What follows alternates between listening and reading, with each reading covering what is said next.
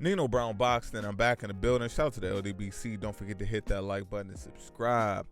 So, guys, after this past weekend fight with Danny Garcia, I did a post-fight video, but I decided not to upload it because, for me, I looked at it. It was just it was a waste of time. I didn't have much interest in that video that I did. So, but I did want to talk about Danny Garcia, and considering the fact that this was supposed to be the fight, this past weekend was supposed to be the Earl Spence fight, and Danny said when he started training camp he needed to lose 25 pounds.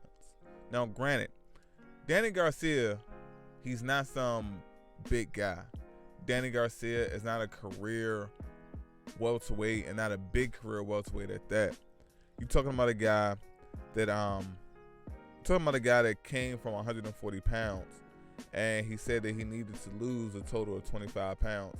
So hey man, all I can say is, if Danny Garcia came from north of 170 pounds to make the welterweight limit, if this was Earl Spence tonight, he would have got destroyed. And the main thing that stood out to me in this fight with Ivan Redkach is Danny Garcia, first of all, later on in the fight, he started to slow down a tad bit. Like, I don't know if that was like from a strategic perspective, but I did notice that Ivan Redkach, his straight left to the body started to nullify Danny's counterpunching ability. And I say that because he's the type of person, he always has his feet set, and he's always has his feet in the perfect position where he can fire back at his opponent once his opponent has fired at him. But when Ivan was throwing that straight left to the body, Danny was rolling with that punch by a slight hop back, which was taking his feet off the ground, and it was putting Danny in a position where he couldn't fire back how he normally would. And like strategically, that was, those were good rounds for Ivan Redkach. I'm not going to pretend like Ivan had some spectacular performance against Danny Garcia. That was just one of the only things that I noticed that stood out. And considering the fact that you have Earl Spence Jr. that's also southpaw, and Earl Spence Jr. is also someone that attacks the body, but like 1,000 times better than Ivan Redkach does. And Earl Spence, he attacks the body from multiple angles, not just a straight left. I can only imagine how Danny Garcia would plan to protect his body from shots like that from an Earl Spence Jr.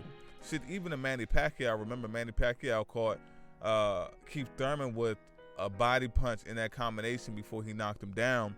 And both of these guys, once again, are southpaw. So, I just find all of this shit to be very interesting. I'm very interested to see what happens next with Danny Garcia. Another thing about Danny Garcia that pissed me off with this fight, and I don't see anyone else talking about, is Danny Garcia keeps talking about how he wants to be a champion.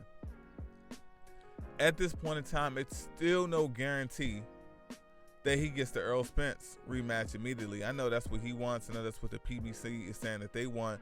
But based off the WBC rankings, he's not the mandatory.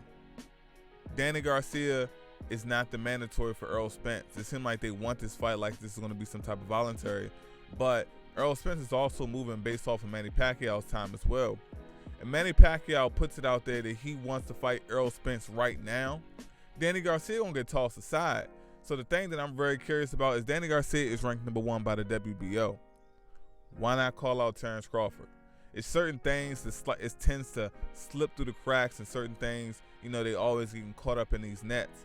And Danny Garcia not calling out Terrence Crawford, I feel like that's just as bad as Terrence Crawford's lack of calling out Sean Porter. All of these guys are supposed to be the quote-unquote top guys in the weight class, and you have a guy that doesn't have a belt. His last fight wasn't for a title, and his fight before that wasn't for a title, but you're ranked number 1 by the WBO, but you're not calling for any smoke with Terrence Crawford. I understand calling for smoke with Earl Spence Jr. It makes sense, but Earl Spence Jr. has options. He definitely has options, and Danny Garcia is not the top priority. Earl Spence Jr. has made it very clear he wants to be undisputed at welterweight. Manny Pacquiao has that WBA belt, and Manny Pacquiao being a 40-plus-year-old man, time isn't on his side. So Manny Pacquiao decides he wants to expedite this fight with Earl Spence Jr. Danny's just going to be left and he's going to be waiting around. So I look at it like this.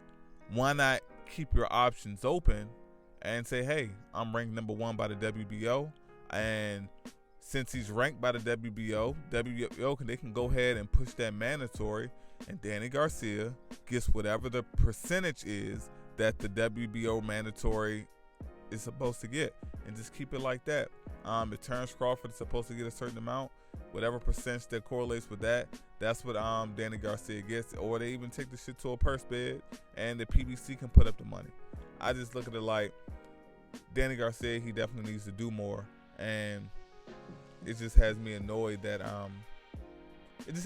Danny doesn't get called out for it. So we'll see what happens next with Danny.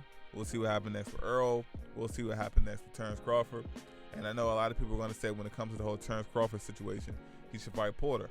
That is a fight that I want, and I also agree. But the whole thing about the Porter fight that leaves a bad taste in my mouth is you got guys like Ugas, and people want to say they don't give a fuck about Ugas, but nah, fuck that. Ugas is also a top welterweight. Ugas knocked down Sean Porter, and Jack Reese fucked it up and he didn't call it. Just like that knockdown that Deontay Wilder got, and they didn't call that in the Tyson Fury fight. That would have won Deontay Wilder the fight because it was a legitimate knockdown. They didn't call the knockdown for Ugas, which mathematically would have won that fight for Ugas, and that would have been a unification bout between Errol Spence and your Dennis Ugas. But obviously the politics of boxing didn't want that. Sean Porter needs to run it back with Ugas because Ugas got robbed of that knockdown. And Danny Garcia needs to call out the guy that he's ranked number 1 for, and that's Terrence Crawford. And then Manny Pacquiao needs to stop the bullshit and go ahead and fight Errol Spence, because Errol Spence is only going to get better. Considering that he bounces back from his accident well, and Manny Pacquiao, he's only going to be on decline. Now, we got guys like Keith Thurman on the outside looking in, but at this point in time, fuck him. But Danny Garcia, he definitely should be calling out Terrence Crawford because he's ranked number 1 by the WBO. And let's see how this shit plays out. It's Nino Brown Boxing. Shout out to the LDBC, and I'm out.